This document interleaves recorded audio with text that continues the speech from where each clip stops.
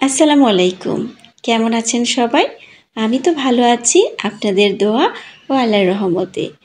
আজকে একটা recipe share করব। রেসিপিটা সহযোগিতা করেছে আমার ফ্ল্যাটমেট। পুরো রান্নাটা সে করেছে, আমি ভিডিও করেছিলাম।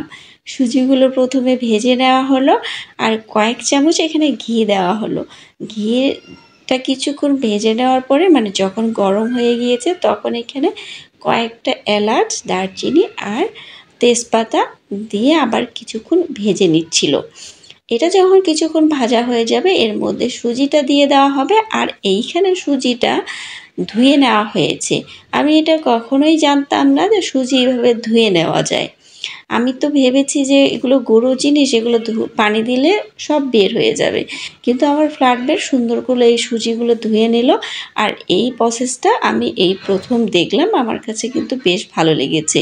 আর এইখানে গুঁড়ো দুধটা একটু লিকুইড করে রেখেছিলাম, সেই দুধটা দিয়ে দেওয়া হলো। দিয়ে এখানে পরিমাপটা আপনাদের পছন্দ অনুযায়ী দিয়ে দেবেন। আজকে যেহেতু একটু সুজির বরফি টাইপের মানে হালুয়া করা হবে, তাই এটা একটু শুকনো শুকনো হবে। এখানে আমি দুধটা একটু কম ব্যবহার করেছি। স্বাদ মতো চিনি দিয়ে দিলাম। মিষ্টিটা আপনারা যতটুকু খেতে পছন্দ করেন সেই অনুযায়ী দেবেন।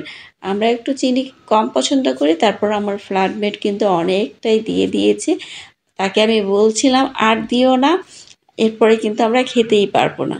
তারপর কিছু বাদাম কুচি আমি আগে থেকে ভেজে রেখেছিলাম, কাজু বাদাম আর কাঠবাদাম, সেগুলো কুচি করে রেখেছি, সেইগুলো দিয়ে দেওয়া হলো। এরপরে এটা একটু শুকনো হয়ে আসলে নামিয়ে নেওয়া হবে।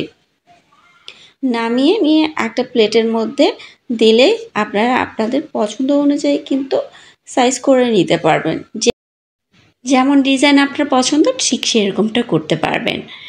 আর আমি ডিজাইনটা আজকে দেখাতে পারলাম না, কেননা তাড়াহুড়োর মধ্যে সেটা স্কিপ করে গেছি। ধন্যবাদ সবাইকে এতক্ষণ রেসিপিটা দেখার জন্য। ভালো লাগলে অবশ্যই লাইক, কমেন্ট, শেয়ার করবেন। নতুন যারা দেখছেন সাবস্ক্রাইব করে পাশে থাকবেন। আর ফেসবুক থেকে যারা দেখছেন ফলো দিয়ে পাশে থাকবেন।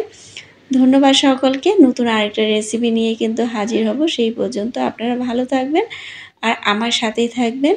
নিয়মিত আমার ভিডিও দেখবেন আর কমেন্ট করতে কিন্তু ভুলবেন না। ভালো থাকবেন। আসসালামু আলাইকুম।